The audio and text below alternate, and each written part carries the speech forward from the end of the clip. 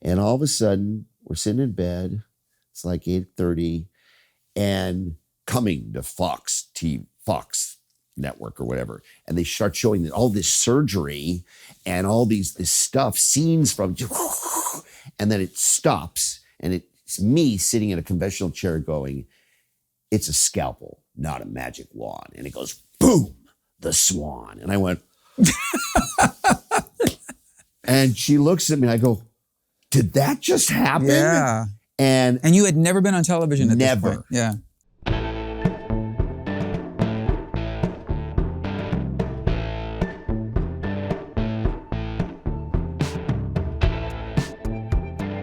Good morning from Sydney, Australia, where the sun has been hiding the last couple of days. And it's got me a little grumpy. I don't know, I forget what that thing is called, that syndrome where if you don't get enough sunlight, you get depressed. I'm not depressed, I'm just a little, if the sun hides for too many days in a row, I get a little grumpy because I love being out in the sun. I love taking long walks. And down here, we're nearing the end of summer in Australia, and it's been a little funky, but that's supposed to clear up. The sun will come out tomorrow, supposedly. I've mentioned that I've been down here doing The Voice, which has been one of the most fun things I could have ever thought to do. Quite a surprise at how much I'm enjoying being here. And Daisy and I have been living in a part of Sydney that we just love, near the water. And it's just been a blast. And I've had the last 5 days off, which explains this.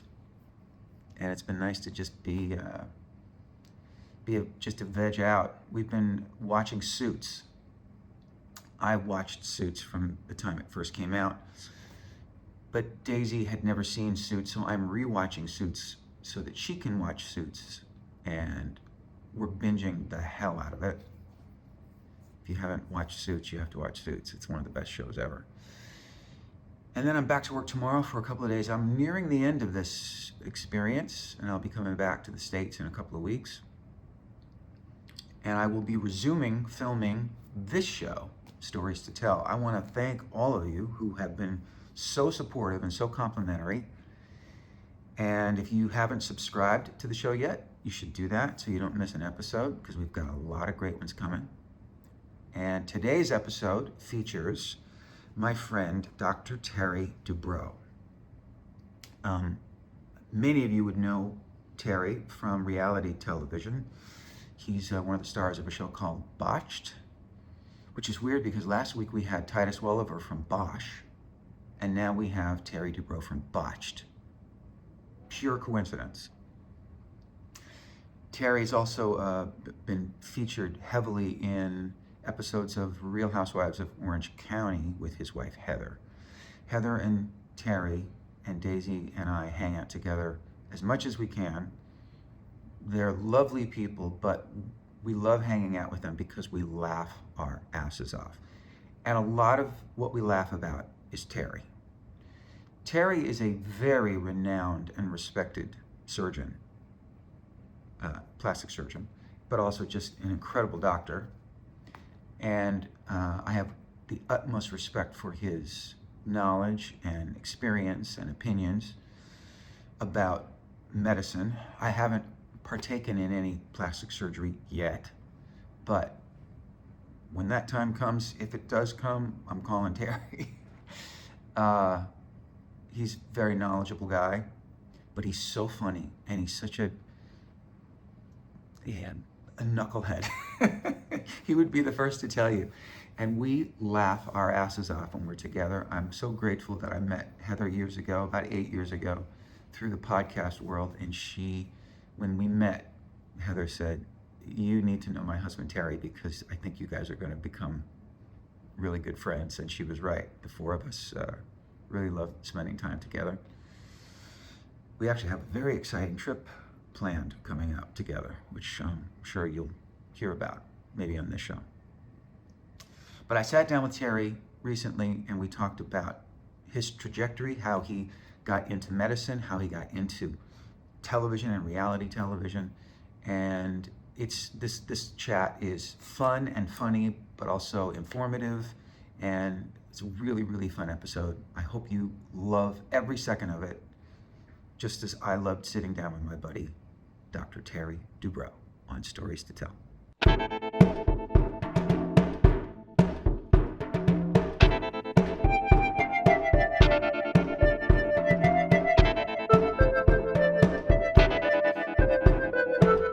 Terry Dubrow, Richard, my friend. Cheers, buddy. Cheers. Great to Look see at you. us having martinis in the middle of the afternoon. I love it.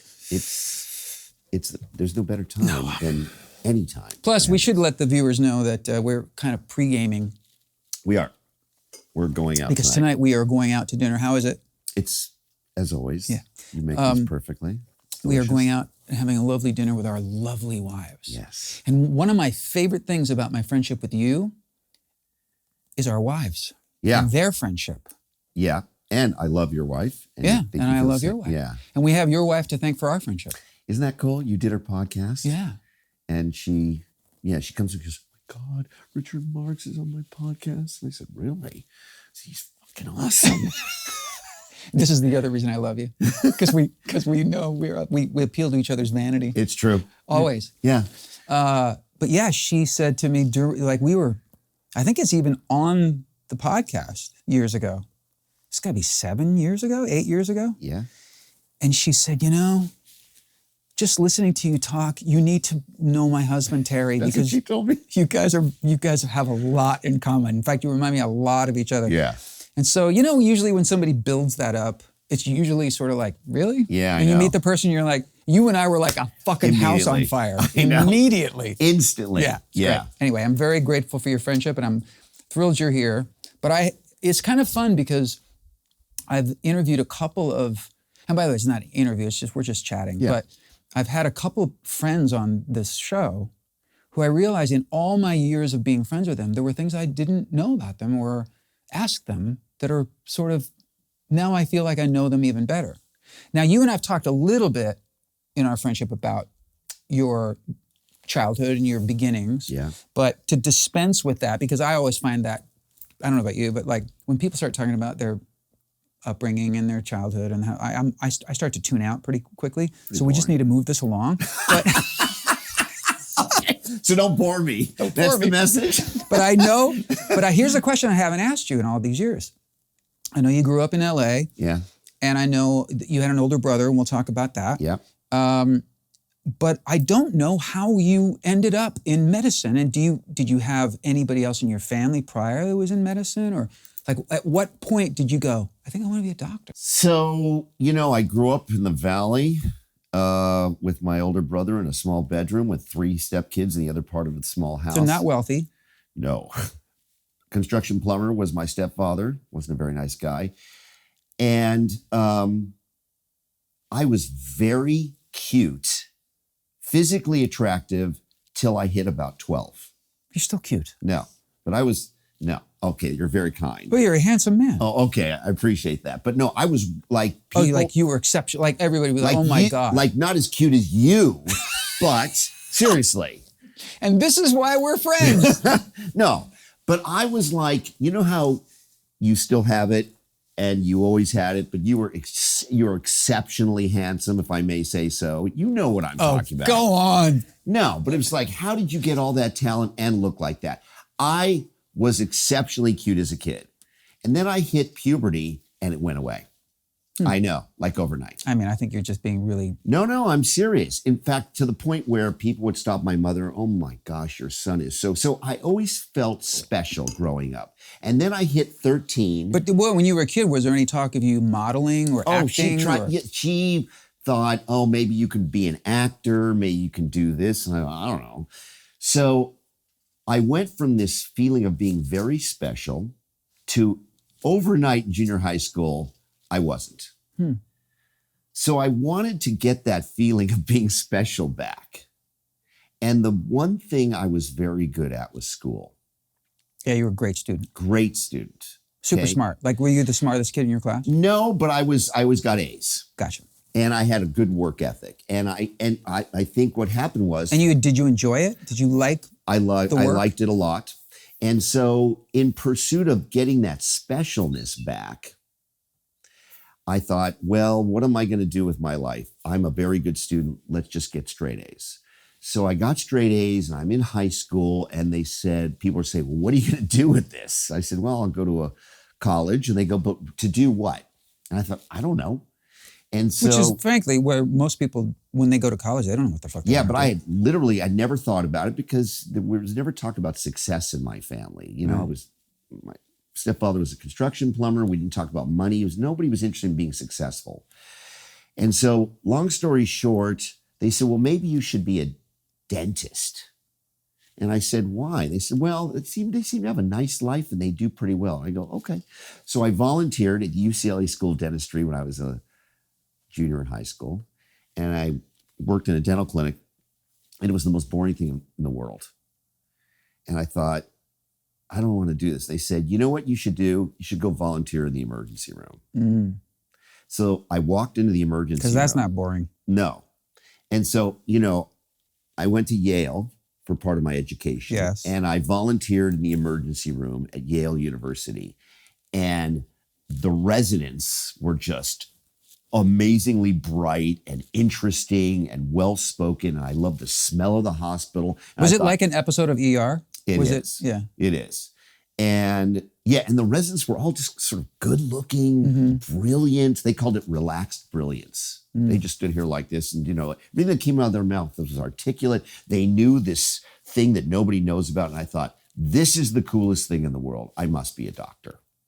But did you want to be that kind of doctor? Not necessarily, but I wanted to be a doctor. Okay. And I didn't know any doctors. No one in my family was a doctor. I didn't, I had a family practice doctor who was interesting. So I applied to med school, got into UCLA. This is what age now? 21. Oh, okay. Yeah. Got into UCLA, my first choice. And here I am at UCLA Medical School. And I walk in and they look at me and they meet me. They go, you're a surgeon. I go, what do you mean I'm a surgeon? They go, trust me, you're going to be a surgeon. I go, okay. And then I was There was just something about your sensibilities. My personality, very outgoing. Interesting. And you never heard that before. Never. I thought, I'm going to be a surgeon? Okay, I don't know. And I wasn't particularly good with my hands, necessarily. My brother, when we were growing up, we would get the same model, that you put together with, glue. And it would be like, he was very talented with his hands, my brother. And he'd do this beautiful sports card. He'd enter into these competitions and he'd get like second place, third place. And he'd walk by mine and go, oh, it's a glue mobile. And then we get these dinosaurs. My mom would get us a couple dinosaurs. Yeah, so you spray paint each part of the dinosaur and glue it together. He goes, oh, Gluosaurus. So there was an abundance of glue. It just wasn't that good. You just wanted to make sure it was stuck together. So you were being thorough. It was like a precursor to your career. I guess. You probably overstitch. So I went to UCLA Med School and then I was on the wards, and the most intense, interesting people were the cardiac surgeons. And so I thought, I'm going to be a heart surgeon. Until one day in second year of medical school, this amazingly handsome plastic surgeon comes in and he says, turn down the lights. And he starts showing this slide presentation about plastic and reconstructive surgery, where he showed everything from head to toe, starting with trauma reconstruction, cancer, burns, congenital deformities, cosmetic surgery, microvascular replantations. And then at the end of that hour, I thought, this is the ultimate field of medicine. In fact, the last thing he says, just so you realize, ladies and gentlemen, plastic and reconstructive surgery is the last true Renaissance field of medicine. And I chase him down after the lecture and I go, do you do research? And he goes, yeah, come with me. I went to his lab. I started working in his lab the next day. I ended up running his lab at UCLA for 7 years, published 22 papers with him in major surgical journals, and then ended up at UCLA's plastic surgery program. Who was that? Malcolm Lesavoy. Wow. Is he still with us? He is. Amazing guy. Still practicing. Wow. But in the old days, before you could do that, you had to do full general surgery training. Right. Which I know you're board certified in Yeah. that as well. So I did 7 years of general surgery training. I was chief resident in general surgery. What was the most, like off the top of your head, because we've talked about this, but it might change because I remember when I asked you this over dinner once, you were like, oh, there's so many examples. But give me the one that comes to the first one that pops in your head of the most gnarly, nerve-wracking, scary surgery situation you had to deal with in general surgery. So these brothers came in and they had stabbed each other. And so the skinny brother stabbed his chunky brother like 15 times. The chunky brother stabbed him once with a little pick right here. And so we put them side by side and they're screaming at each other. So everybody's gathering around the guy who stabbed 15 times because we think he's going to die. So I'm chief resident. You get to sort of hover around and supervise while everybody's putting IVs in and lining them up and so on, taking blood. And I'm talking to the skinny guy. I go, how you doing? He goes, I'm really thirsty. Oh. I go, what do you mean you're really thirsty? And thirst is a bad sign. Thirst, extreme thirst, some reason when you're just about to die from a traumatic event, it can activate thirst centers in your brain. So I go, what do you mean you're thirsty? And everybody's gathered around the other brother with 15 stab wounds. And he goes, I'm just really thirsty, doc. And all of a sudden I look up and I see this heart rate starting to go up. It's like 110, 120. I'm thirsty. And I went, okay. So I go and I get this tray called the thoracotomy tray. Yeah, I've heard of it. Pull it out and still nobody's helping me because I'm just waiting. And then all of a sudden he goes like this, and he goes unconscious. He codes. So I go, hey, and I go to all my juniors. I go, here, right now. And I spray his chest with iodine. And I take the big knife and I slice open his chest, put in the rib spreaders right there in the emergency room. And he had one singular hole in his heart that had bled into the pericardial sac, compressing his heart. And he had what's called pericardial tamponade. And had I not released that and put a stitch in it, I, of course, had to take him up to room 9, the operating room, and clean him out and everything. He would have been dead in a minute and a half. Wow. It was the gnarliest thing I did. And the weirdest thing was 14, 15 days later, I'd been up all night and next morning we're going to breakfast after rounding. And I hear this, hey doc. And I look over and it's him being discharged, walking out the sliding doors of UCLA's hospital. And he goes, thanks. And I go, no problem. And I looked at my junior resident. That's like thanking somebody for picking up their bar tab. Thanks. And I go, no problem. I look at my junior resident. I go, Brad, huh? And he goes, yeah. And then we kind of high-five each other and went to breakfast. Okay, but Terry, describe, if you can, get deeper into that moment, because there's also a chance, especially at this stage of your career, that you're making a mistake, that it's not what you think it is, and you're going to fucking rib spread a guy, and you're going to be like, oh, shit. And kill him. It's called a warm autopsy. Yeah. By the way, that's a very important point because every Wednesday at our hospital was morbidity mortality conference. M&M, we used to call it. Yeah. They call it that in every hospital, where you go over there, you present to all the professors the traumas that came in the night before or the week before, all the deaths, all the emergency surgeries, and they evaluate you. And if I opened him up and he didn't have an injury there, they would have basically said, and they would say this occasionally, why didn't you just take a gun and shoot him? You basically just killed the guy. Right. And so there was always the risk that if you did... But there was such a consistency in your mind between the thirst and then him coding, and you had to do something because he was going to die. He coded. He was in distress. He coded. Yeah, but normally at coding, you start the whole right, CPR. But you just knew, the CPR would have been a complete waste of time. Right. There was a big giant clot around his heart, right, stopping it from beating. Wow. But what was so radical was, you open up the pericardial sac, blood everywhere, and immediately beep, beep, beep, beep, his heart goes back and he's got a rhythm and there's a hole. And now you got a hole that you got to close emergently in his heart. Right. And there's a very specific way of doing that. You can't just put a stitch in it because it tears. So you have to put the stitch, this is too much detail, but you have to put a stitch through like a big giant Q-tip so it doesn't tear Right. going through it. And then, so anyway, I did it. You're leaving out the good news, bad news of that particular guy, though. So when he came out and he waved and said, thanks, and you said, all right, and then the next sound you heard was, you're under arrest for attempted murder of your brother. Oh, I know. So the good news was you saved his life. The bad news is he did 15 to 20 for attempted murder. I have another, I can tell you stories all I know, it's about amazing. someone who shot a cop, came in, and we thought the shooter was the stepfather, and the shooter was actually the mother. It was a whole thing. Oh, wow. Yeah. Now you decided you're going to go, you want to be a plastic surgeon because of this doctor who inspired you. Yeah. How long, so you wrote papers with him. Yep. You studied under him. Yep. At what point do you become a plastic surgeon yourself? So you apply for plastic surgery residency in the latter part of your general surgery training. And it's, it's very competitive. So you had to wait 7 years? You wait 5 years before you apply. Okay. And then if you get accepted in the 8th year, you go do your plastic surgery program.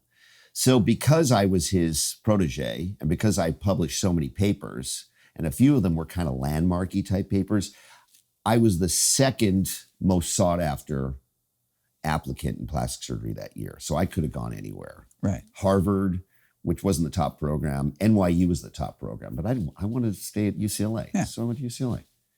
And I walked right from chief residency, June 30th, to fellowship, plastic surgery, July 1st. I went from being, graduating to the next day, I'm a fellow at UCLA's plastic surgery program. Okay, so then what does that look like in terms of a business? How do you, what is the process to have your office and you have patients now and how does that work? No, you're a trainee, you're in training. Just like when you're a resident in general surgery, you're now a fellow in plastic surgery. So the big giant plastic surgery. So you're still at UCLA Medical Center? Still UCLA Medical Center, but now you're in the plastic surgery department with a whole new set of a-holes who are teaching you, supervising so you. you at this point, you don't have an office. You don't have, you're a resident. You're making $34,000 a year. In tremendous hours. Not as many as in general surgery. General surgery, so 24 times 7 is 168, right? There's 168 hours a week. In general surgery, you would literally be awake and working about 140 of those. Oh my God. Yeah. There would be months, 3-month periods where you were up all night, every other night operating on trauma call. Plastic surgery was a little more civilized. You wouldn't do that much midnight to 6 a.m. surgery. But it's a whole new field. You've got to study it. Doing a cleft lip is very, very complicated. Liver trauma is very complicated, but cleft lip's like, oh my gosh, you got to read this whole new discipline and become knowledgeable in that area. And the surgery is next level difficult in plastic surgery. I've always been like, the thing that scares me the most about having surgery, especially emergency surgery, is the idea that the guy whose life my hands are in didn't get any fucking sleep for the last 2 days. It's true. And mistakes have to be made out of fatigue, right? Well, that's why there was a complete sea change about 10 years ago where they don't allow residents to work more than 12 hours at a time. Yeah. In my day, there was no limitation on the hours worked. Right. And by the way, now residents, they graduate, they probably do a total of 800 cases. I did 2,000. Wow. When I finished general surgery, I was a surgeon with literally years, 10,000 hours, 100,000 hours experience. Wow. I was a full bone. And then I took my board certification in general surgery during my plastic surgery fellowship. And so not a lot of the guys were board certified in general surgery in the UCLA plastic surgery. So I was board certified and my professors weren't. And, I used to say things like, who's the only board certified surgeon in the room? Of course I did. Cocky fucker, I love that. I know, right? But why would you make the point to get board certified in general surgery if you knew that you were already walking down that beautiful path to a career in plastics? Because I did 7 years of it. It's the ultimate board certification. Oh. To be a board certified general surgeon. So it's a point of pride. Yes. And I wanted to show I just thought it was the cool. I don't know. Just I wasn't going to go through that and not complete it. You were not an underachiever for sure. No, and it was hard. I mean, I remember studying for plastic surgery, day and night, doing the plastic surgery cases, and then I get home at sort of 10 at night and go, okay, let's do the general surgery thing. And go, oh my gosh, what is that Pringle maneuver when there's an injury to the liver and you've got to compress the portal vessels so they don't bleed to death? How's that done? And it's one thing. Correct me if I'm wrong, it's one thing to intellectually understand a procedure or the ramifications of a procedure, all those things. It's yet another thing to be physically having to do them. Yeah. Well, the doing them, it's interesting. Surgery is all about experience. So we were all pretty good at doing it because we did it so much.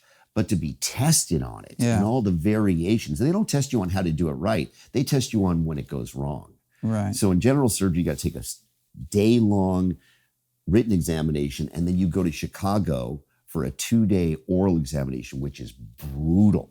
And they want to fail you, and they're very mean. They're like after you. Back then, I don't know if it's that way now, there's a very sort of mean military culture in all surgical disciplines. So they love to fail you. But maybe that's a good thing. Maybe that's protecting people in the best way possible. True, but I passed it. Speaking of, let's do a little. I wasn't sure when we were going to talk about this, but when you came in here today, you were like in the throes of getting board certified yet again. Yes. And I really want to talk to you about this. So tell everybody what you're about to be board certified. So, there's been this historic change in our ability to treat obesity, which especially in the last 2 years, 3 years. With these miracle weight loss drugs. And obesity, as you know, is the number one risk factor for all 4 top causes of mortality. Diabetes. Cardiovascular disease, cancer, diabetes, and neurodegenerative disorders like Alzheimer's and Parkinson's. So, and there's an obesity epidemic in this country. Yeah. So, to what do you attribute that? You personally? I'll tell you what it is. It's the fact that what we're supposed to have happen is when there's no food around, you're not supposed to be hungry. Your body doesn't make this, it makes this product called leptin that makes you not hungry so that you have strength and you can go out and find food. Hunt and gather. Yeah. The evolution of our body is supposed to be when there's food around, you're supposed to go, oh, let's be hungry now, so that you make sure you eat and you get nutritionally fulfilled so that you can subsequently, when it runs out, go hunt. Unfortunately, there's so much food in this country and it so stimulates our appetite that it works in reverse. Because we see the food, we want to eat. And there's always food around, so we always want to eat in this country. We're so plentiful in this country. Plus, the food that we eat is so calorie dense and so processed and so overstimulating that it causes what's called a dysregulation, right? Yeah. And so you can't control yourself. It's just, it's a little bit like, nutritional cocaine in a way. A rat will keep doing cocaine rather than eat and die because it's so stimulating. They're so dysregulated. That's the way that we are with food in this country. Right. And there seems to be, even though there appears to be this constant for years and years pitch, especially with social media, about fitness and working out and all it hasn't caught up. Well, because the obesity rate is still what it is. It so is. Obviously, it's not working. It's not working. And if you ask Jillian Michaels, all you have to do is diet and exercise. Well, if that were true, there wouldn't be an obesity epidemic. Right. So with the introduction of these miracle weight loss drugs, I became fascinated with obesity and why do they work so well? So we're talking about Ozempic. Ozempic. What's the other one that sounds sexy? Mounjaro. Mounjaro. Give me some Mounjaro. Mounjaro. Mounjaro for everyone. What they are is they're natural hormones that our guts make naturally. So it's not synthetic? We make them. Okay. They're synthetic hormones, but they're rooted in our natural hormones. Okay. So your gut, when you eat, your jejunum, second part of your small intestine, makes GLP-1, which slows down, which feeds back to your brain and says you're full. Satiated. Satiate. Yeah. Satiety. So somebody was able to synthesize GLP-1 and start using it. And it's called Ozempic.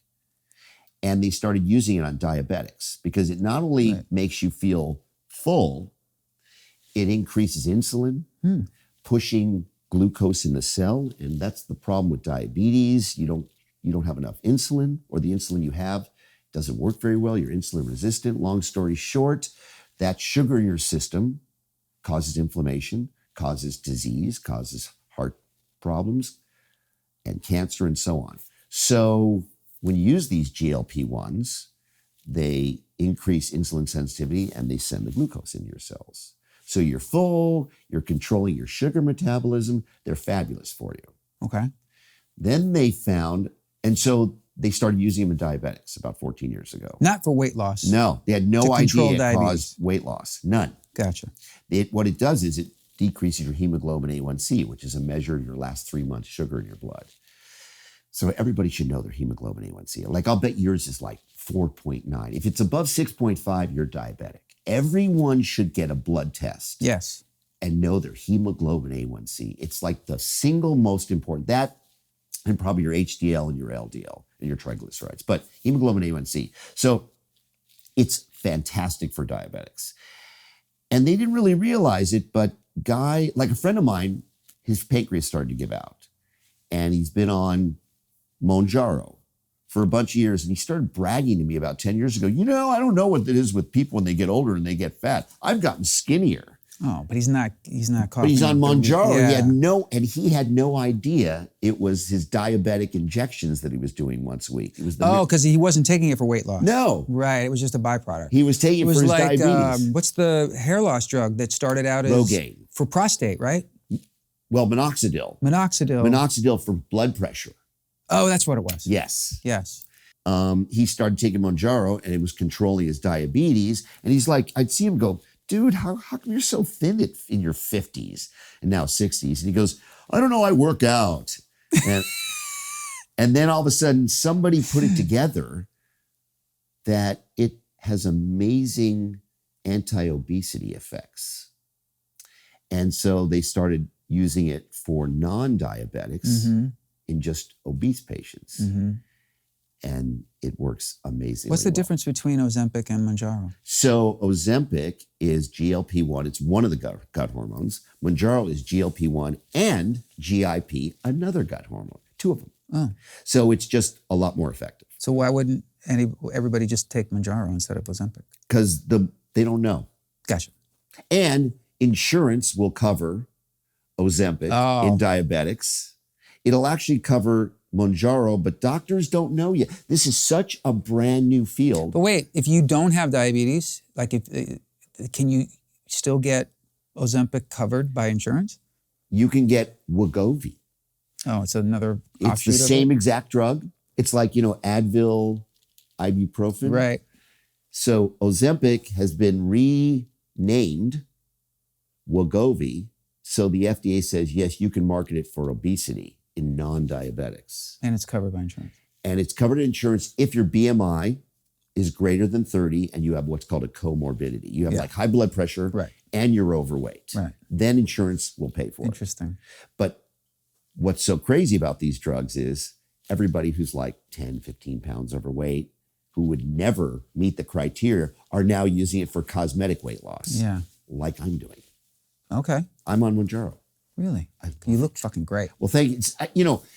But no side effects. So far. I have side effects. But the reason Did you just shit yourself just now? Is that part of the side effect? No, that's a fat blocker. This doesn't do that. If I did, you'd know it. Oh, yeah. They'd all, everybody know. No, but the other thing that we're learning is that these drugs are cardioprotective, neuroprotective, kidney protective. So then what are the downsides? Exactly. That's or why do the downsides even come close to the upsides that you didn't even know when you started taking it? Yeah, it's the new anti-aging drug. Wow. I don't know if you're familiar with these. You probably are. People start taking metformin for anti-aging. Yes. And that's because it and controls... NMN. Yes. And but metformin in NAD. particular, yes, Yeah. but metformin in particular, you know what it does? It controls sugar. Right. So that's the anti-aging effects. It makes the insulin you make more sensitive, sending glucose out of the bloodstream into the cells. Mounjaro is just that on steroids. So when you look at New England Journal of Medicine article last month, the amazing anti-Alzheimer's effects of Mounjaro. Really? Amazing. The amazing cardioprotective effects, the amazing kidney effects. So it's like... But I know that these drugs are dose dependent. They like are. no one, everyone's not on the same dose. No. So what is that gray area? How does that change by the dose So amount of drug you're taking? So we all start on a low dose. Yeah. And if you're diabetic, you would start on a low dose and then 4 weeks later start on a higher dose, 4 weeks later start till your hemoglobin A1C started to normalize. But we're not treating hemoglobin A1C because our hemoglobin A1Cs are normal for non-diabetics. So you have to figure it out for you. So for me, I started out low dose. How long ago? I go on and off it. But when's the first time you went, oh, I'm going to try that? 8 months ago. Oh, so recent. These drugs are brand Okay, new. well, Terry, then we have to talk about this because I'm really fascinated by it, but I've known you long enough now. Yeah. First of all, you've never been overweight No. since I've known you. No. You have been in slightly varied stages of fitness. Like there Yeah. are times when Jacked. hadn't seen you for a while, and I'd go, "Holy Jacked. shit, dude!" Yeah. And it was all work. It All was work. all discipline. Totally. You were focused. Your diet was pretty clean. Dialed. But you were working out like a maniac. The gym in your house was incredible. Yep. So, at what point did you decide I'm going to do this other thing, rather than just keep it in check with diet and exercise? My awareness of the drug overlapped a period of time when I was working so hard that I was like 20 pounds overweight. Okay.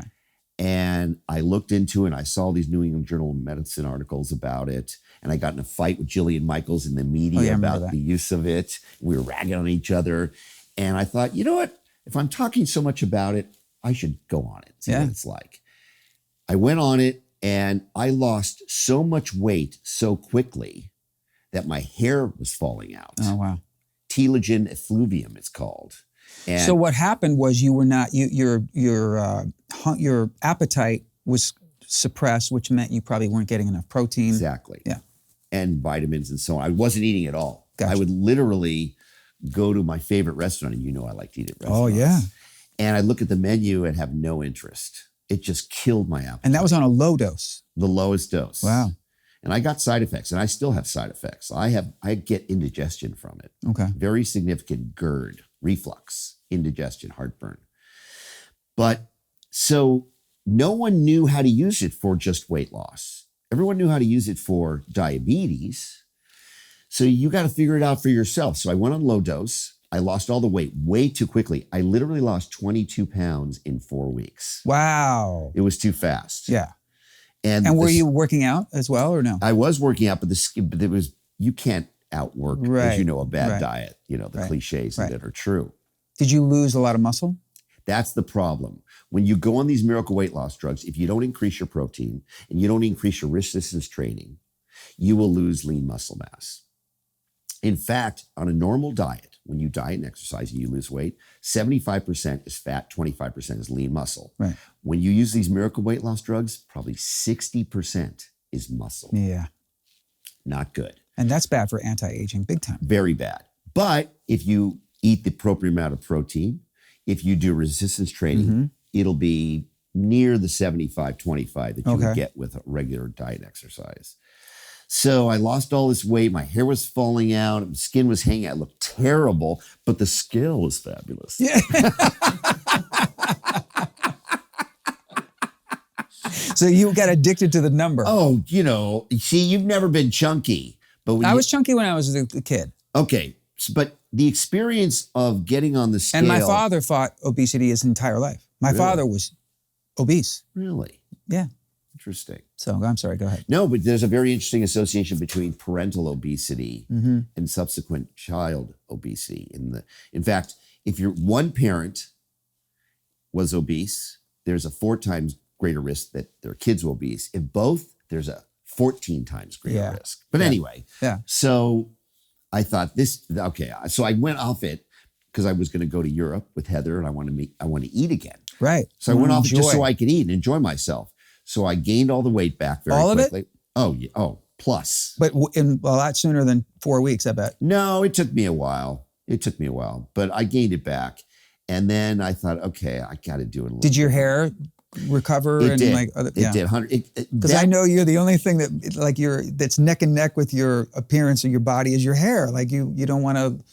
If you're losing your hair, you're gonna be like, fuck, I got to do something else. A guy with very little hair wants to lose any of it. Right. Okay, you could lose half of it. We wouldn't even notice.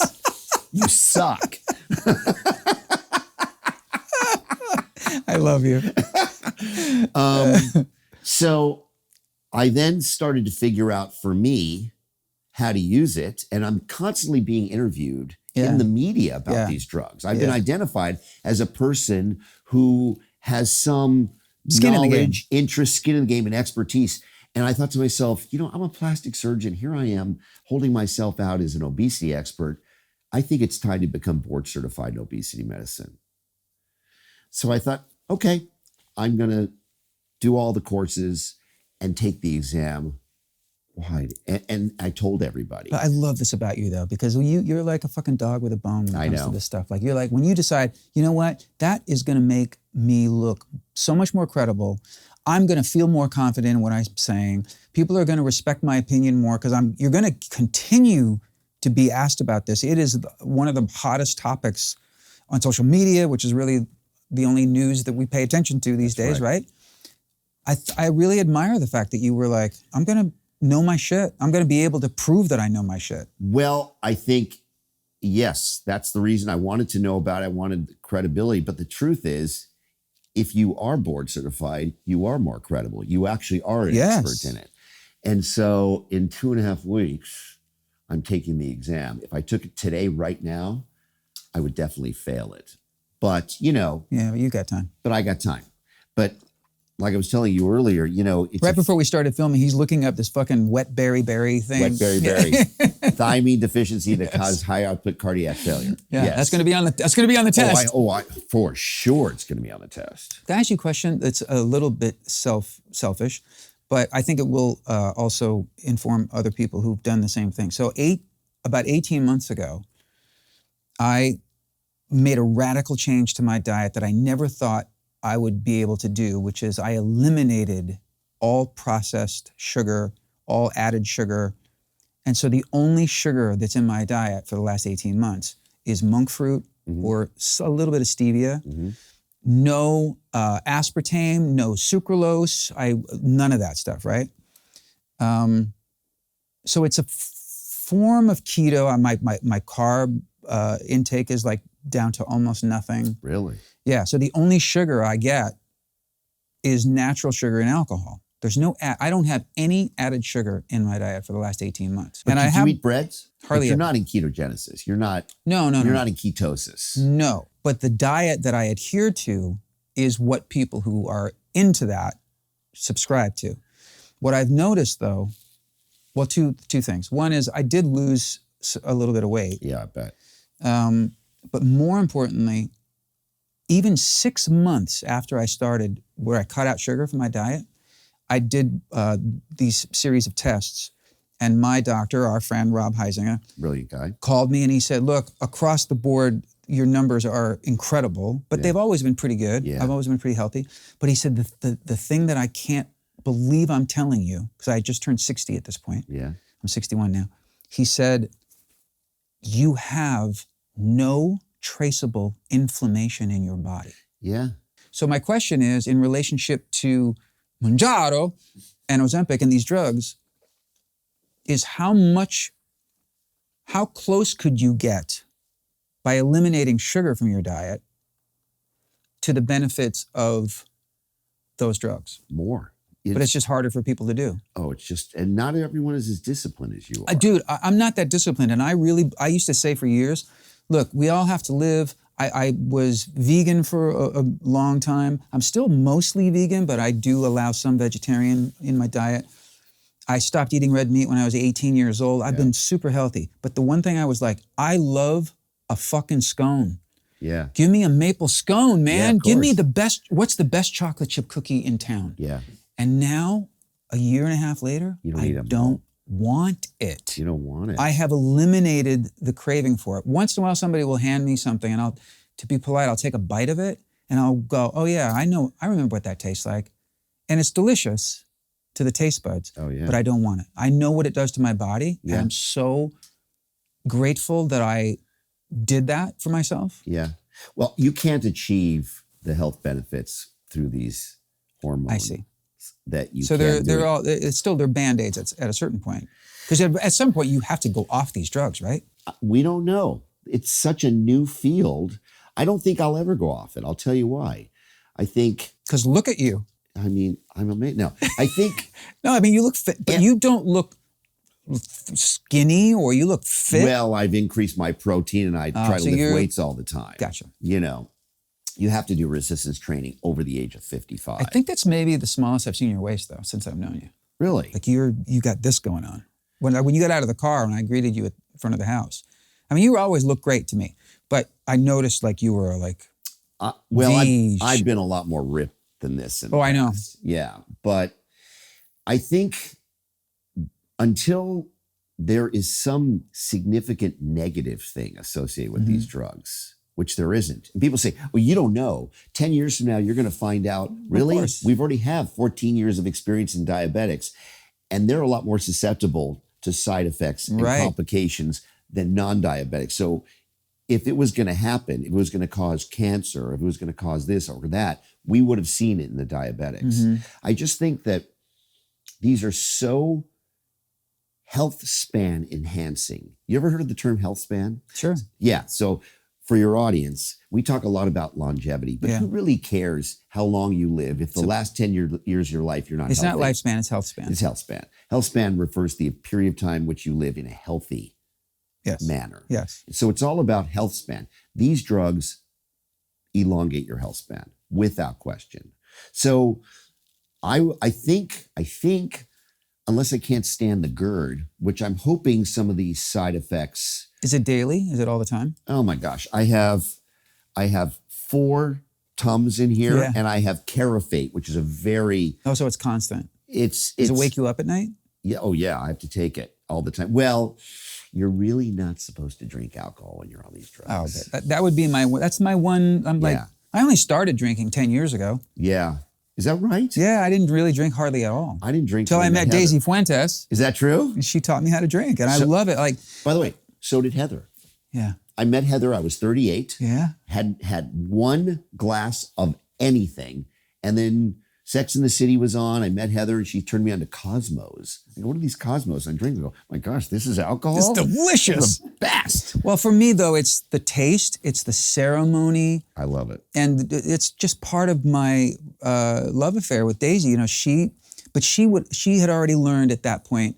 She was not drinking mixed drinks with all the sugar. Right. She was a clean martini girl. Or tequila, probably. Or clean tequila, really top shelf tequila. So that's what we vary. We don't really drink anything else, wine here and there, but mostly I'm a vodka martini guy, Yeah. like she is. And it's, first of all, I believe in the health benefits of it because we don't sometimes we overindulge, but for the most part, we're very responsible drinkers. And the taking the edge off, Oh, the relaxation of it, the value. enjoyment that I get out of it. And I get these scans like we're talking about. Yeah. I keep getting tested. My doctor, Heisinger, said to me, you know, at 60 years old, he said, I can't believe I'm saying this, but like, keep drinking those fucking martinis, man, because whatever you're doing is working for you. well, even if, lately they've been saying any alcohol. Yeah, is but bad. that's just the new trend. It is true. They say that about caffeine, coffee. Yeah. Remember, coffee causes pancreas cancer? Yes. Oh, no, it Oh, no, it doesn't. Oh, doesn't. yes, it does. Oh, no. Exactly. The truth is, if you're living the kind of disciplined, nutritional, and exercise lifestyle that you live, you can do this. Yes. But not everybody I understand. should Right. drink the way necessarily we might Right, if your other stuff isn't taken care of. right. A little peek behind the curtain. When Terry and I go out, we like to martini the fuck out of that evening. I enjoy that. Well, let me ask you a question. Do you have any significant friends you hang out with who don't drink? Yeah, but I cut them all out of my life. It's hard, isn't It's it? hard. Sometimes we'll meet a couple and we'll go out to see whether we want to get to know them, and they're both sober, and I'm going, check. Yeah. It's tough. I just recently, a really good friend of mine became sober, and he had to, and I get it, and I rooted him, I cheered him on, but there was a selfish part of me that's like, fuck, Right. lost a drinking buddy. But you must have rock star friends of yours who have been sober forever. Like this one that you've recently become very close with, is super. Rod Stewart. Oh, okay, we can talk about it. Yeah, sure. He's not sober. Oh, no. Oh, okay, good. Rod would crack up laughing. Okay, good. But here's the thing, Rod has been drinking, been a drinker. Like we always associated that with Sinatra or Dean Martin, Yes. although Dean Martin, it turned out he was kind of like faking most of the time. Yeah, a faux drinker. But Frank was a drinker. Yeah. Rod is a drinker. I've gotten hammered with Rod Stewart more than once. And he's about to turn 80. And he's super fit. He's in great shape. But He gets tests all the time. He's a hypochondriac, so he's like always getting tests and stuff. And he's like, hey, this is my thing. Well, he's like you. He's dialed everywhere else. Yes. He gets the exercise. Yeah. I'm sure he's nutritionally sound. He keeps his body fat super low. I think so. But here's the thing with, Maybe someone he's like, British. He probably eats poorly, doesn't he? he doesn't, his diet is not great. And he's had a couple of bouts of cancer, which is public knowledge. Okay. I don't know. I think if I had had any kind of health issues, that might change my opinion about this. Yeah. But so far, Yeah. No, you're good. You're good. Your lifespan is going to be a long. I hope so. Oh, I hope yeah. so. The key thing for someone like you who's so dialed is the cancer surveillance. Yes. But I learned something from you. You gave me the best fucking gift a few years ago. Tell We me. were having dinner. Mm-hmm. You'll remember this. And we were talking about health span. We were talking about this very thing. And I think it was a year or two before I turned 60. So let's call it 3 years ago. Okay. So I think I was like 58. We're having dinner. And I'm thinking about, I'm going to enter my 60s. Yep. Right? And you're a few years older than me. Yep. I'm 66. You're 60s. Okay. So you're 5 years older than me. And you said, as someone who's in his early 60s, I decided that, thankfully, because I can afford to, I do a test every year, because the two things that we have to fear the most is a brain aneurysm and pancreatic cancer. Yeah. So every year I get a brain MRI and I get an abdominal MRI. And this was before it was a thing. Before it was a thing. Before Prenuvo. Yes. Yeah. So this is several years ago. Yeah. And it was like, when you said that to me, it was like a scene in a movie where like a spotlight went on your face as you're telling me, Really? and the restaurant got quiet and harps played, and I was like, I'm going to do that. Yeah. It's going to give me so much peace of mind. Well, more importantly, it'll give you the one thing that you get out of that, which is early diagnosis. That's what I'm saying. Because you said, and that's what you said to me. Because if you can predict, if you can get a hint, because these are the things that once you have symptoms, you're fucked. That's right. So if you get an annual scan, That's which right. isn't harmful because it's not radiation, it's an MRI, That's right. and you can afford to do these tests, which are, by the way, they're not like crazy expensive tests, No. but for some people who are struggling, they can't afford it. True. But luckily we can. Yeah. The peace of mind that it has given me, Terry. So you amazing, handed isn't me it? a really great gift. Oh, I'm glad. Yeah. But the reason I sort of came to that conclusion was I read this study in one of the medical journals that showed that pancreas cancer, The worst. the worst, it actually is totally easily curable for about 5 years. Right. But because it's so far in the back of the abdomen, you're not aware of it until it gives you symptoms. Right. And if you get symptoms, it's already Too spread. late. Exactly. So you basically have 5 years to figure it out. So for me, I had one of these Yeah, I remember scans. you There was a told me. little spot in the tail of my pancreas. And so I had to take it up a notch and get gadolinium contrast MRIs, the next level. And they said, oh yeah, it's a little piece of fat. And I went, awesome. Yeah. But had I diagnosed it that early, because it was 1 millimeter, You would have been fine. 100% curable. Exactly. By the way, you know who figured it out early that they had that? Who didn't treat it? Steve Jobs. Yeah. Steve Jobs was diagnosed with pancreas cancer in its fully correctable, curable stage. and he refused to have the surgery. He just thought he could do what he does, the hubris, what he does with computers and technology. He could just... So he just had a routine scan that found it early. I think he was having a scan for other reasons, and they said, "Whoa, right, so he didn't have symptoms of pancreatic cancer. You got this thing in your pancreas. You should have this distal pancreas. You should have that piece of your pancreas taken off, which you wouldn't miss at all." Yeah. And he goes, nah, I'll do this or that and alternate. And it, obviously, you just let it, ticking time bomb in it.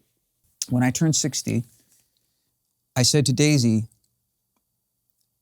it's really important for me to do all the things, go all the places, experience all the things in my 60s, because I believe, and this has nothing to do with my particular set of health benefits, the fact that I'm fit, I get tested regularly, I'm a very lucky guy so far.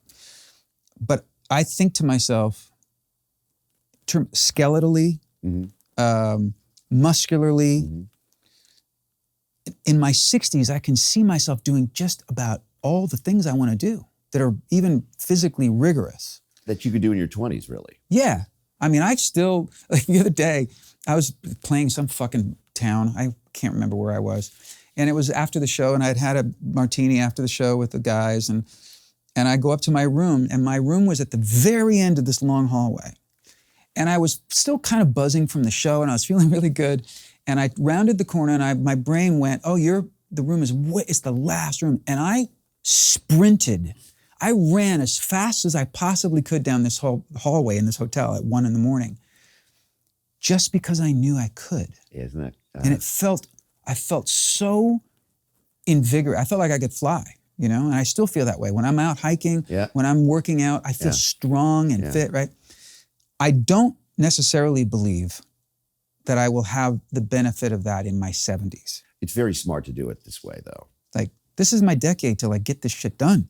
Yeah, but I think I would predict even in your 80s, you'll be able to do I that. hope so. Yeah. I'm not saying I don't think I will be able, but I feel confident that I could we're going to go climb that mountain. Oh, yeah, I can do that in my 66. Sure, I'll be able to do that. Like, look at you. I mean, you look like you could do anything physically. Yeah. Athletically. Yeah. I completely, our understanding of exercise physiology has completely changed in the last 10 years. Yeah.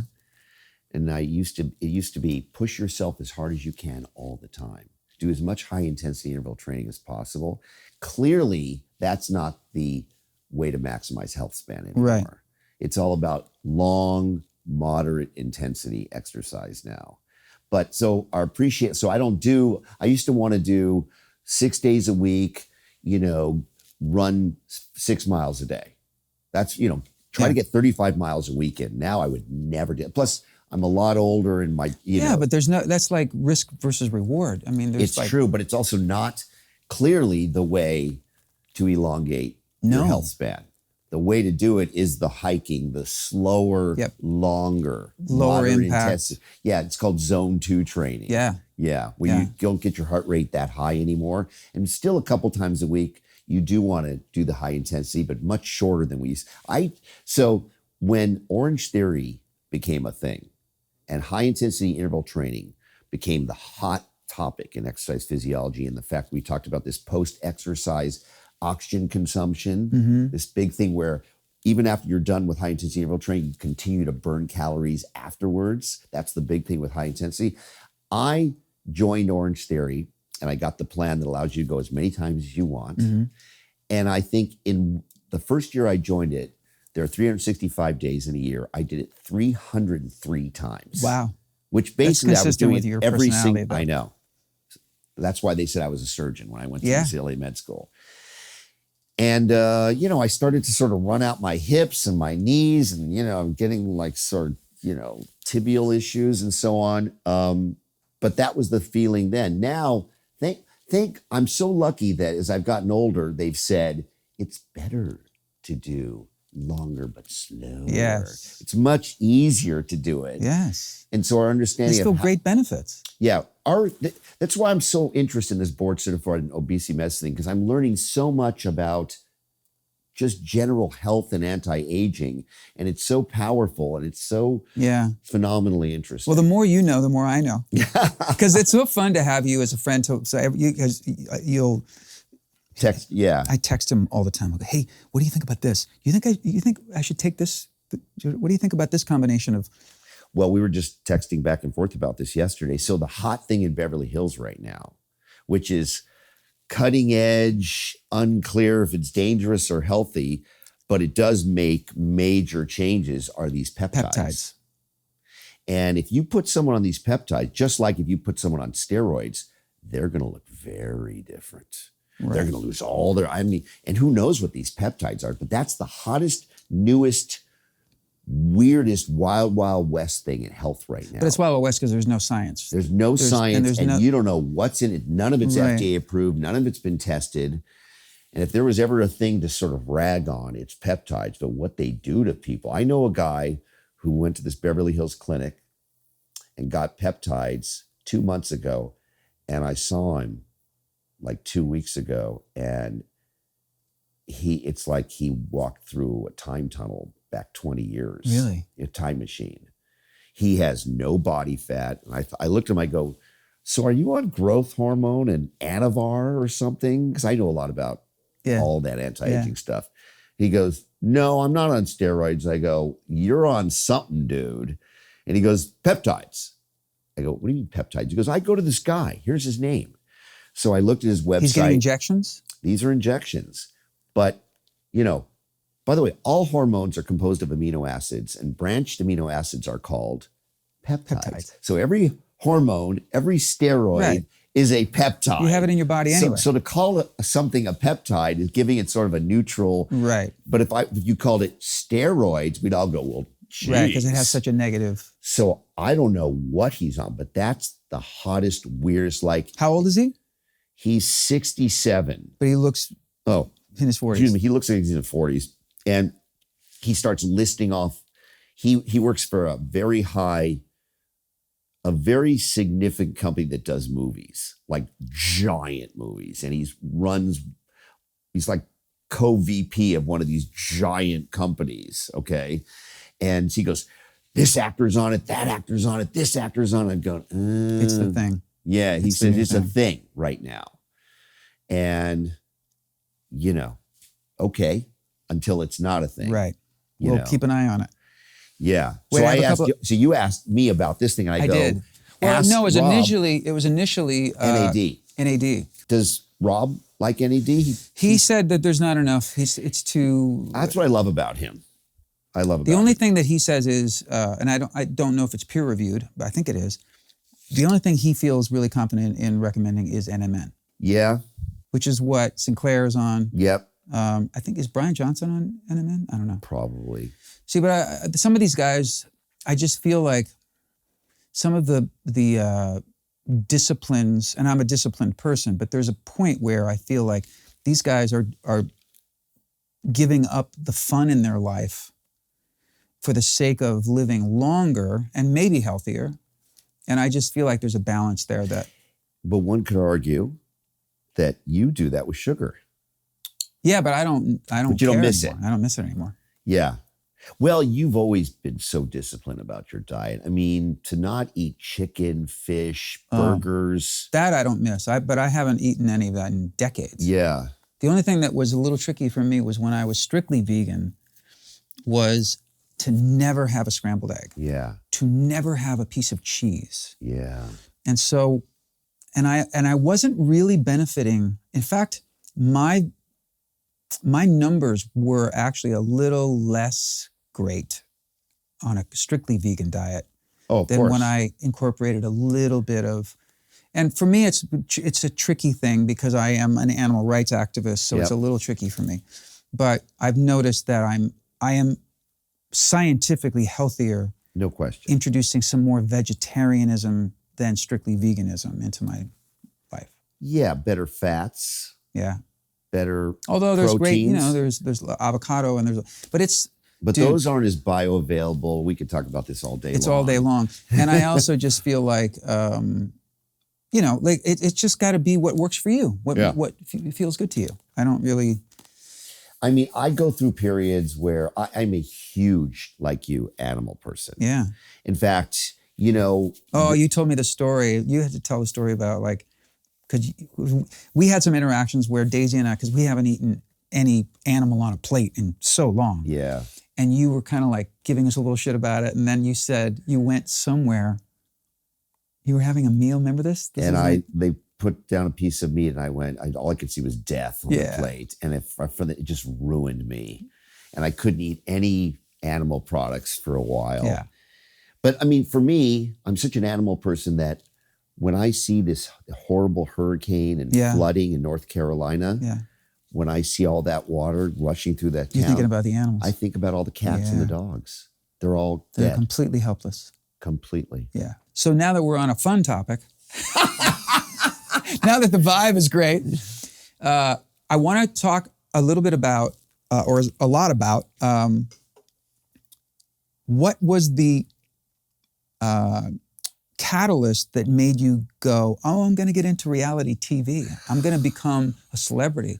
I'm going to not just be a behind the scenes expert medical superstar. I like the idea of celebrity and attention and. Yeah, it just happened. It was just one of those. Was it through Heather? No. It was separate, right? Yeah, I mean, I was practicing in Newport Beach and Extreme Makeover was on TV.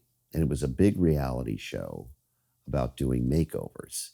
And my mentor was actually on it. Oh. That ran for like 6-7 seasons. I used to watch it. Yeah, it's good. That ran for like 6-7 seasons. And then this woman named Nellie Galan, this Cuban beautiful entrepreneur, pitched a show to Fox called The Swan. And they greenlit it. So it was a makeover show in 2003. And they had to cast it with 2 surgeons because it was a big, giant, these people come in, the ugly ducklings, and they have all this plastic surgery. So they started sending faxes to plastic surgeons of some notoriety. And even though I was very young, I had done a few sort of low-level celebrities, and I was in Cosmo very early on as a picked sort of a person of interest who does plastic surgery. So they faxed over hey, we're casting this new reality show. And this fax comes over, a fax, and I hand it to my office manager. I go, why don't you call them and see what this is? So she called and they said, oh, they're doing a reality show about plastic surgery. It's not Extreme And this is the Makeover. early days of reality shows. Yeah, very, very early. And when they were really pushing the envelope, by the way. Right. She called, my office manager called them. They said they want to come down with their casting agents and meet you.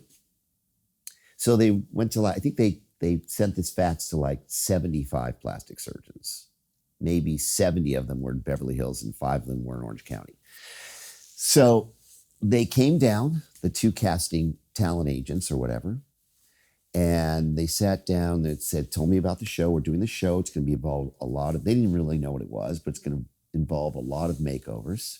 Why should we choose you? And I go, yeah, probably wouldn't necessarily choose me because I don't really look like a Beverly Hills plastic surgeon. And I practice in Orange County, Newport Beach. I go, but I love plastic surgery. And were you specialized at this point? Were you known for a particular type of surgery? No, I was just head to toe. Gotcha. By this point, I had made the transition. When you first graduate your plastic surgery program, nobody's coming to you for cosmetic surgery because no one knows you yet. So you have to do a lot of ER call. Right. So you do, lacerations and hand injuries. We're actually specialists in hand surgery. I don't do it anymore, but you're trained to do hand surgery when you're a plastic surgeon. Like I can put a thumb back on if you cut it off under the microscope. I can't now. I think I probably could if I was forced to do it. I'm sure you could. So they came down and I said, yeah, I'm not in Beverly Hills. I don't look like a Beverly Hills plastic surgeon. I'm not really sort of TV ready like that, but I do love it. And they said, okay. And I didn't hear from them for 3 months. And then they came back, they go, hey, you got to, they called, can we speak to Dr. Dubrow? And I said, hey, and they go, remember when we came from that TV show? I go, yeah. They go, you got a callback. I go, what's a callback? They go, it's when you're auditioning for something and they have wanna another see you look again. see. So I go, great. So they came down again and they interviewed me again, the same two people, and they were whittling it down from 75. And I think this was now they were at 30. And then they decided on the top 10. So they came down with the creator of the show, Nellie Galan, and she brings the EP, the showrunner down, and Nellie Galan, the creator. And they sat down. I remember this like it was yesterday. And Nellie goes, so why should we pick you to be on our show on Fox? I mean, and it was like, whoa. And, and I said, yeah, I don't know. I got nothing. I said, I'll be honest with you. I'm not sure you should. I said, I don't look like a Beverly Hills plastic surgeon. I don't dress like one. But I can tell you something. I love plastic surgery. I love everything about it. I love when you meet the patient and they present you a problem. And if you get it right, you change their lives. And she right there looks at the other guy and goes, him. And he goes, definitely. She goes, you just got the job. Wow. And I knew they were like in their top 10. She goes, who do you want to do it with? We need a therapist. We need a dentist. We need another plastic surgeon. And I go, okay, why don't you use my co-chief resident at UCLA because he's very good and we'll work together. We won't mess it up. Right. Why don't you use my trainer? Why don't you use my best friend who's a dentist, one of my best friends? I cast Who's your all team? the professionals, my team. Wow. And so we got the job and it turned out to be, as you know, the most controversial reality show of all time. LA Times did an article in the 20th year of I just did a special called The Dark Side of Reality TV. I don't know if I sent that to you. No, but you it's an have to. hour-long thing. So Vice TV does the Dark Side of series. So in their 4th season, they decided to do a season of The Dark Side of Reality TV. And episode 1 was The Swan. So it's highly considered to be the worst reality show of all time. And not Certainly the worst, but the most controversial. Yes. I was just interviewed, and I'll send it to you. I want to see it. Yeah. It's When you went home and you got the job and you told Heather, I'm doing this, was she excited about it or was she leery? She was mixed because when you're an actress, because she was an actress on a TV show, and your husband's a doctor, we like to put everybody into sort of Categories. And the last thing you want is your husband to become a celebrity. So I think she was initially kind of mixed about it. It's like, this is my thing. Exactly. And I don't blame her. Yeah. And It'd be like if she decided she was going to go to medical school and start up a practice down the street from you. yeah, I mean, you'd be happy for her. I'd be happy. But you'd also be like, really? Yeah, weird. Really? That's my thing. Weird. That's my thing. That's my thing. Okay. So, I did the show and it was on after American Idol. Yeah, I remember. Yeah.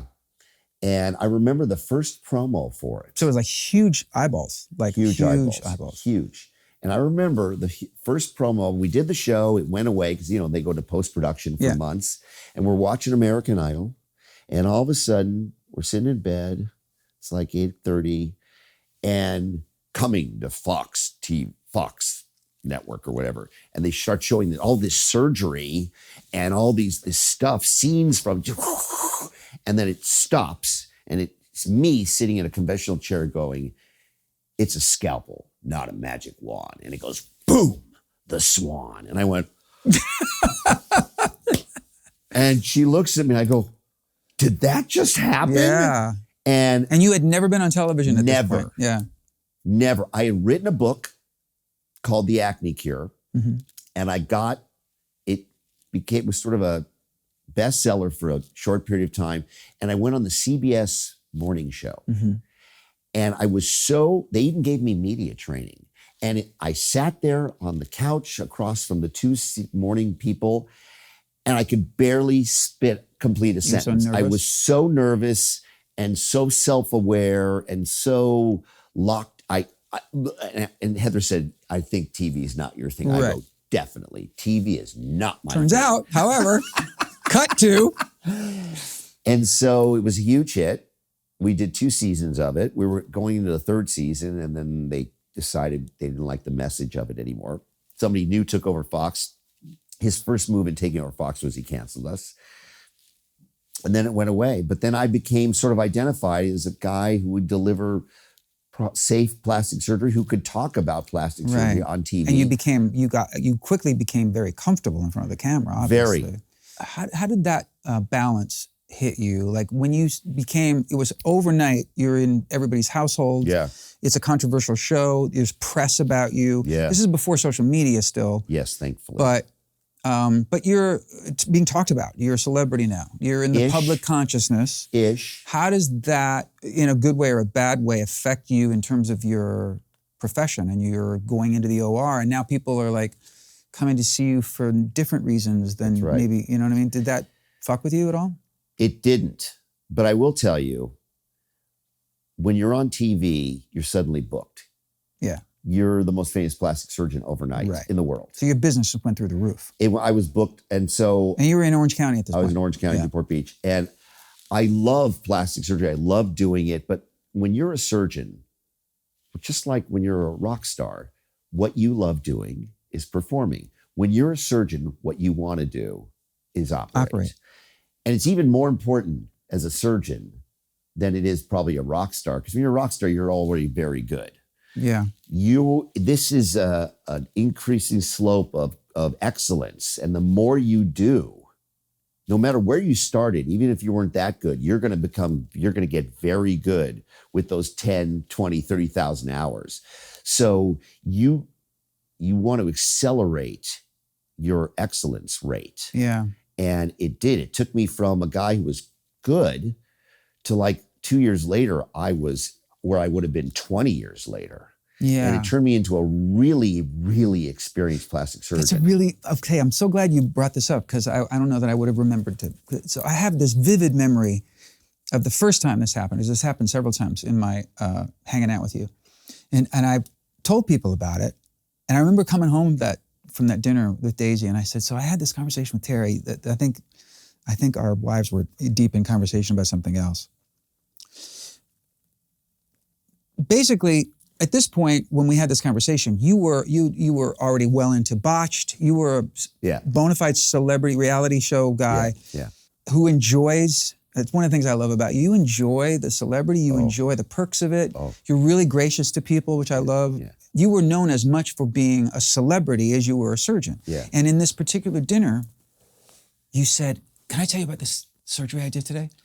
And you told me, and you didn't violate any HIPAA or anything like that. You didn't name names, or you told me about this particular surgery. Yeah. And I could feel, it's almost like the only thing I can liken it to is when I'm in the middle of a show and I feel that euphoric where I know that I'm in the zone. Yeah. And everything, the audience, the band, the lights, what I'm hearing in my head, everything is, I'm floating.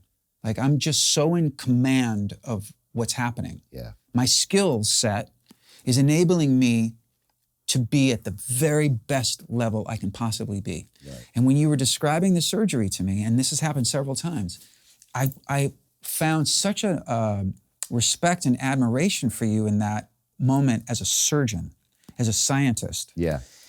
And I think that probably gets lost in the noise of celebrity and TMZ and social media. And I just want to say, man, that's something that I now know about you, that I love, which is the pride you take in your fucking skill. Well, thank you for saying that. But I will tell you, doing Botched took me from, I was very, very experienced, many, many hundreds of thousands of hours, to now all of a sudden I get to bring those skills and that experience to doing nothing but the hardest plastic surgery cases literally in the world. So the flow you get into and the abilities that you get with that, because if you're doing the hardest cases, if you do a really, really rare hard case, you never really get that good at it because you only get to do it once or twice, maybe a year. What if you're doing it 7 times a week?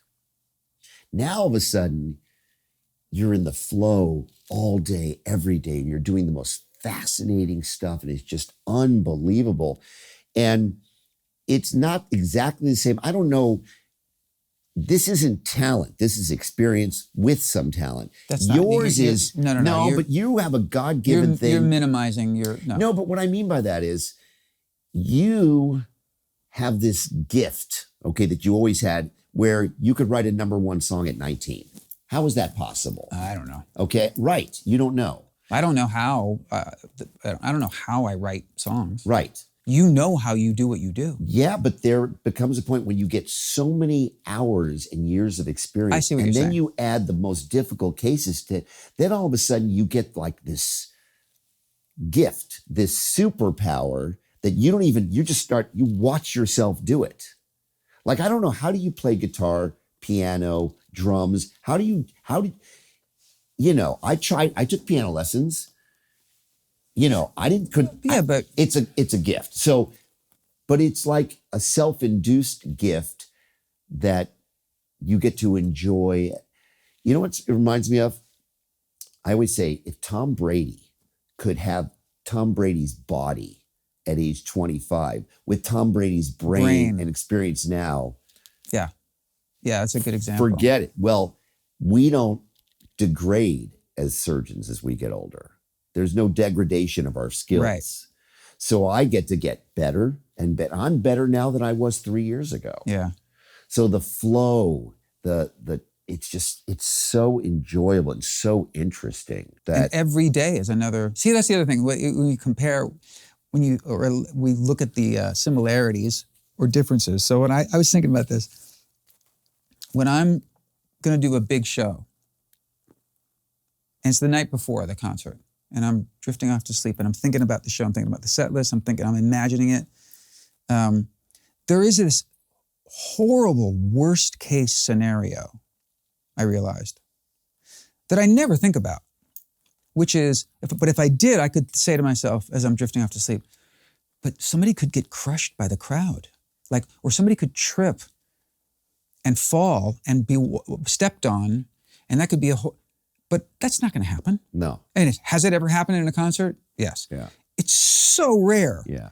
So, but when I go to sleep at night and I'm anticipating my job the next day, it's nothing but I can't wait to show up and just be loved, right? You have got to think about all of the things that could go wrong that are going to that could impact you forever from that day. Yes, because That's got to be, tell me, you can't tell me that's not a mindfuck as you're going to sleep. that's why it's good to be board certified general surgery and plastic surgery. You're a complete physician and you pretty much know what to do, even if the patient code's on the table. But I will tell you that is particularly true. I did this, I try to avoid celebrities. Well, I was going to ask you to tell a story, but Yeah. go ahead. I'm going try to follow avoid this up. celebrities. Yeah. Because And- if you hit a home run, no one's ever going to find out. If it goes south, everyone's going to find out. That's it. Yeah. You were actually, I was telling my guys here that without naming names, that you were asked to go to one of the most famous people on the planet, asked you to go to their house Oh, that was to consult yes. about a An procedure. Academy Award winner. You went to take the meeting because why not? Because it's Yeah. well, I want to meet this person. Yeah. And they told you what they wanted you to do. And it was yours to take. And Yeah. you went, yeah, no.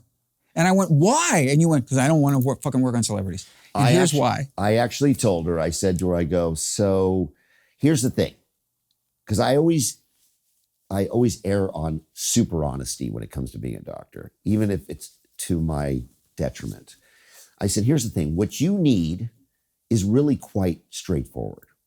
So you don't need someone with my level of skill. experience. I said, she goes, that's great. I go, but the problem I have is, I was standing in her kitchen telling her this. I go, if I hit it over the fence for you, no one's ever going to find out. If for some reason we have a rare, unavoidable Hiccup. complication, I'm finished. You're the guy who killed her. I'm done. Or if you're just unhappy Right. for whatever And you reason, tell people I did a bad job. you end me. I said, so what's in it for me? Yeah. But that's fucking brilliant. So I told her I didn't want to do it. And she tried to convince me, but I will tell you, 3 weeks ago, I did this person who owns all these businesses, but they're not famous. Yeah. And they flew in to see me, and they had a celebrity with them, an 80-something-year-old, very famous. I can't wait to hear who this is at dinner tonight. Yeah. Person who's had, Burt Reynolds, and there's various celebrities who have these TV, who did Andy Mayberry, that guy? Andy Griffith. Andy Griffith. He would have Matlock. one hit show after, or Dick Van Dyke. Right. This was the female version of this. Okay. She kept having hit TV shows for 8 years, almost like a Candace Bergen type person. Okay. So she's with her. I do this person's facelift, the business person's facelift. She sees it. She goes, I want you to do my facelift. I go, I don't do celebrity. She goes, what do you mean you don't? I go, cuz. And I tell her the story. And by the way, she's 80-something and has every medical problem in the book and is on 33 different kinds of medications and is, she's not safe to have a haircut, in my opinion. So the last thing I need is to have Harvey call me. What's in it for you? So Harvey called me and go, Harvey TMZ go, so Terry, what happened with so-and-so? And it's going to go everywhere and it's going to be horrible. So I go, she goes, well, yeah, but you're going to do me. And I go, no, I'm not. I really listen, there's so many guys, it's so straightforward, most of these operations.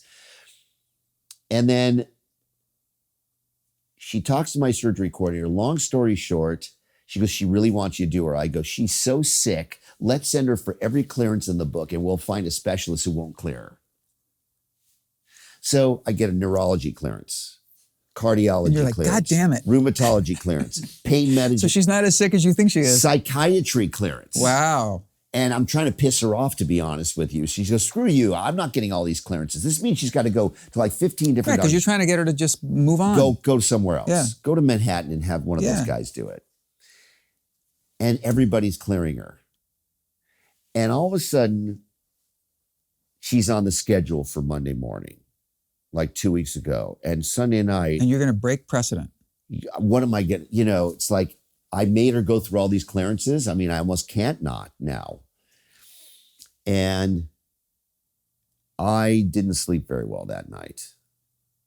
Not that I sleep well anyway. And I got there and my anesthesiologist looks at me and goes, really?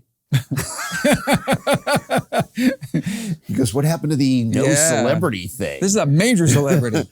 And I go, yeah.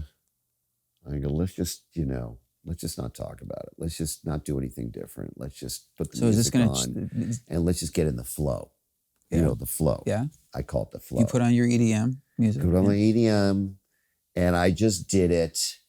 And I did it perfectly. So what?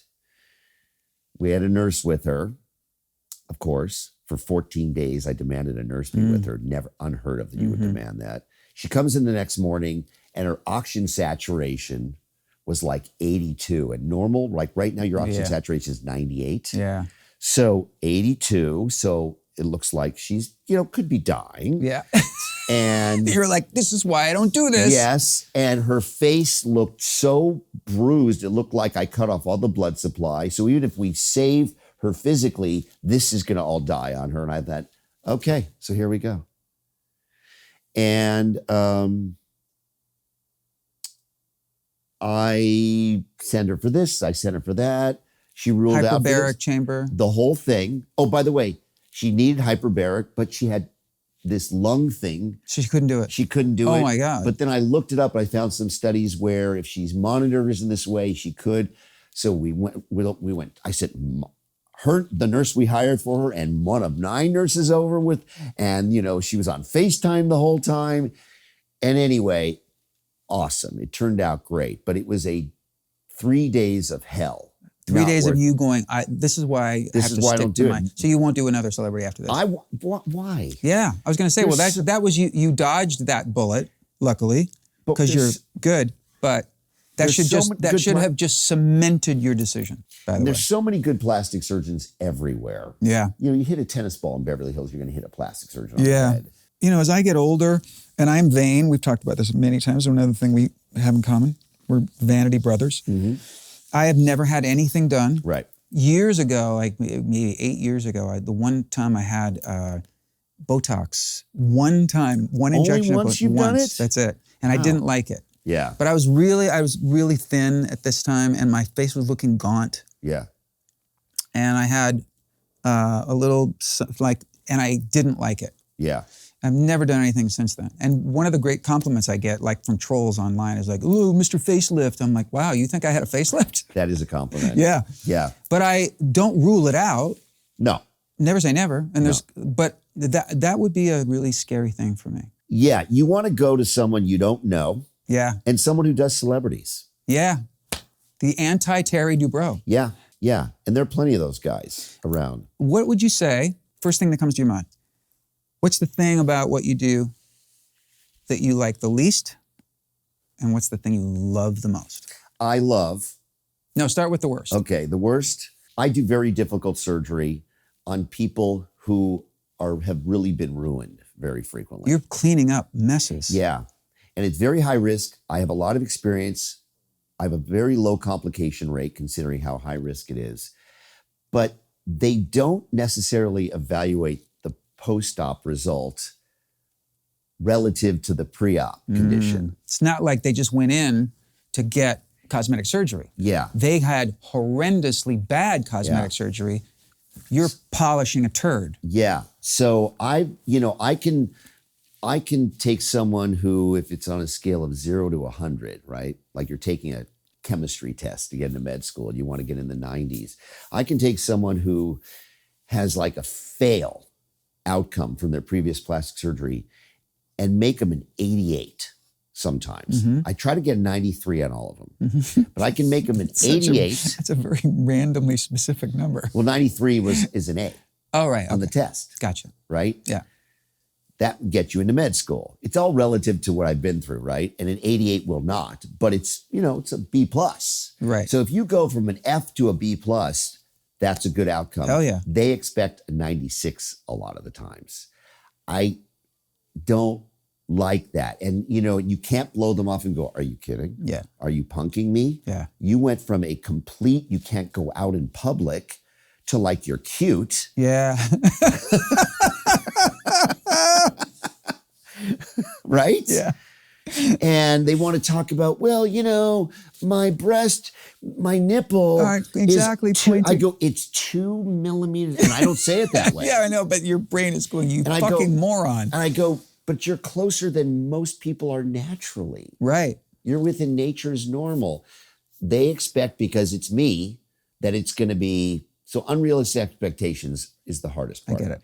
The best part is when they've tried to when they've had multiple revisions and it's gotten worse every time, and they cry when they come in, and it's a total disaster, and they immediately trust me, which is that's a double-edged sword, by the way, because they're going to say yes because it's me.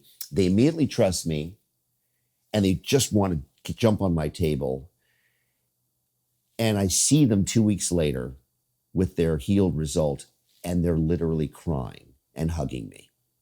That is the greatest thing ever. That's awesome. Almost as good as doing the surgery itself. That's the best part of it. Yeah. The inauthentic part of me would normally say, it's that feeling I get. No, the surgery is more enjoyable than even that. Yeah. I just love the surgery. And I don't mind how much I make doing it.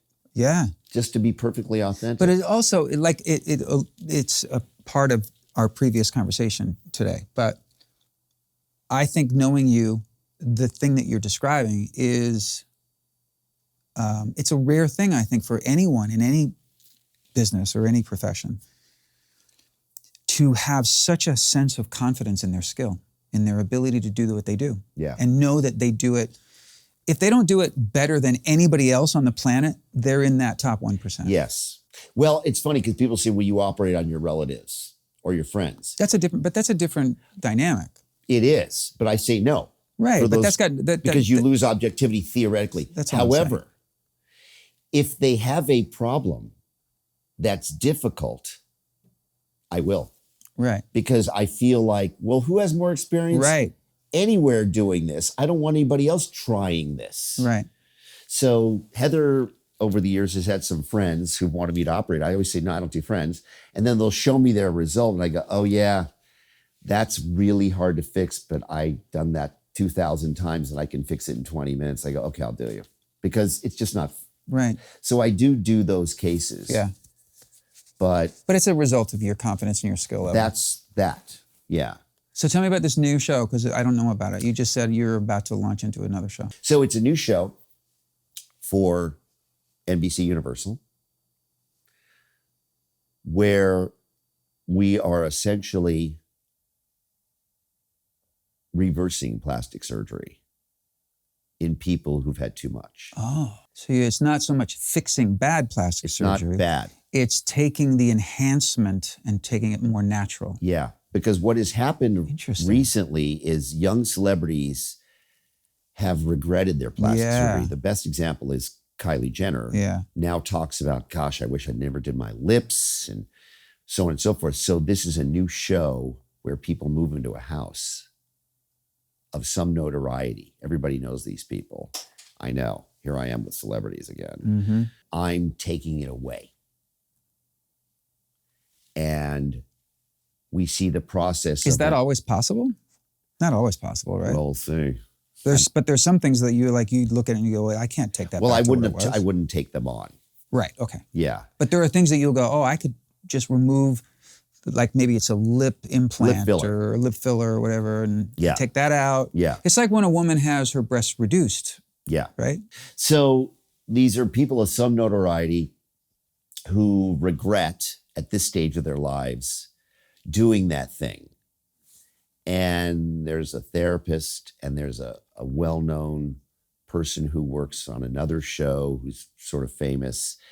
And it's the three of us, and they move into a home and we see them and decide whether or not they're candidates for it, and they decide whether or not they want to do it.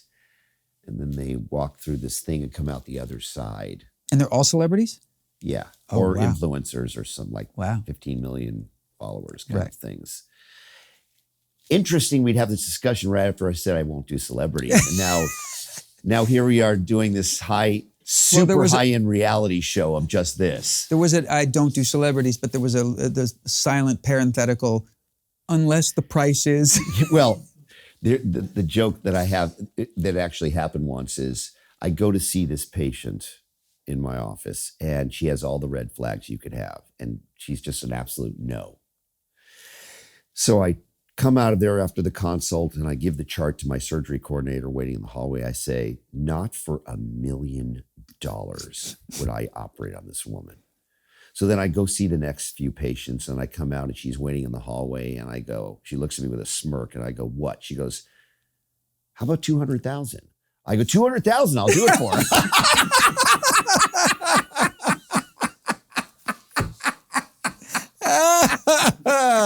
And this is why I love you. Oh my God, that's fucking brilliant. So, all right, I'm going to cut you loose because you have some other stuff to do. You have to go meet your beautiful wife, and then we're all going to go have dinner together tonight. At one of my favorite places. At one of our favorite places. Yes. So here's the thing. When I started doing the show, I present my guest at the end of every episode with a piece of vinyl. Oh. Because vinyl's cool again. I don't know if you even have a record player. We do. Okay. So I know you, like been saying, we're pals. Yeah. So I know a little bit about your musical taste. I actually double checked with Heather on this because I was like, I'm thinking, what does he love the most? And I kind of had an idea. And she said what I already knew. She's like, he loves all different kinds of music, but he loves sort of cheese-tastic 70s pop. Yes. Like super mellow, like she goes, he loves, and I went, the Carpenters. Oh, I do love the Carpenters. Well, who doesn't love the Carpenters? Yeah. I love the Carpenters too. Yeah. And I was like, this is great because I'm pretty sure I had the first Carpenters album that had Close to You, and my parents had it, and I know I have it somewhere. So I went into the garage where all of this boxes of vinyl are. I couldn't find it. And I was like, oh wait, there's one more box. And I'm going through the box, and the bad news is I couldn't find the Carpenters album. Okay. The good news is I found an album that I've had since I was a kid, and I'm going to present it to you. This is my actual copy. Couldn't bring you the Carpenters. The Brady Bunch. Oh my! It's even got Time to Change. Remember when Peter went through his voice change? Time to change. Oh, I can't wait. This is the ultimate cheese-tastic pop. That is it. You can't have the carpet. Look, it's even like, this is my copy. I'll bet you this is worth some serious money. It's probably worth like literally like $2 on eBay. Oh, really? Yeah. Well, thank you It's not very much. valuable. I will thoroughly enjoy it. You'll look, people go, what the, you have a Brady Bunch album? You'll go, Richard Marx gave it to me. You must have a heck of a collection, huh? I do. Well, but I was thank so you. bummed because I was going to present you with you probably have Carpenter's albums, but. Well, yes, I do. And by the way, I still But actually... I knew you didn't do have a not Brady this. Bunch Thank album. you. That's very kind. By the way, so... Oh, yeah. Did you have a crush on her ever? Big time. And I know her. Did you ever... No. She's a lot older than you, right? She's not that much older than me, but yes, we all were in love with Marsha. You never hooked up with her? No. How But like so many Well, if people I was in Richard my Marx, I would have hooked up with her. like so many people in my life, I met her through Twitter. Like I met my wife. So I noticed that Maureen McCormick started following me on Twitter, and I was like, oh my God. So I followed her back. And then we were like having Twitter conversations, and we would DM each other like, how is we? And then Daisy and I met her at different charity events, and she's a lovely, lovely, wonderful person. I bet she still looks pretty good, huh? She's still very pretty. Yeah. Marsha. We were so, Marsha. oh God, when I was a kid, I wanted to marry Marsha. Yeah. Well, thank you very much. No, By thank the way, you. I thoroughly enjoyed this. Good. Well, and like, we have to have a part 2. Yeah. Because there's other stuff. There's so much other stuff. I feel like you barely scratched the surface. We didn't talk about my brother. Well, you know, I chose, and we can at some point on the next one, but I chose not to because I felt like the spirit of this whole conversation was so positive and and it's sad. You know, it's not that it's not important. Yeah. But- it's sad. But I wanted to keep it. it was good. I think, hopefully people will, when they listen to this, they will learn something. That's the thing. This is probably the most informative discussion. What? Yeah. Educational. Yes. Yeah. But not remotely. First of all, you're talking about shit that is the talk of everybody. Oh, yeah. It's like the most hot topic on social media, and so. And the I thought most it was important awesome. topic in health and wellness, too. Yeah. The most important. Health span. Obesity. Oh, Absolutely. obesity. It's fucking great. I love this one.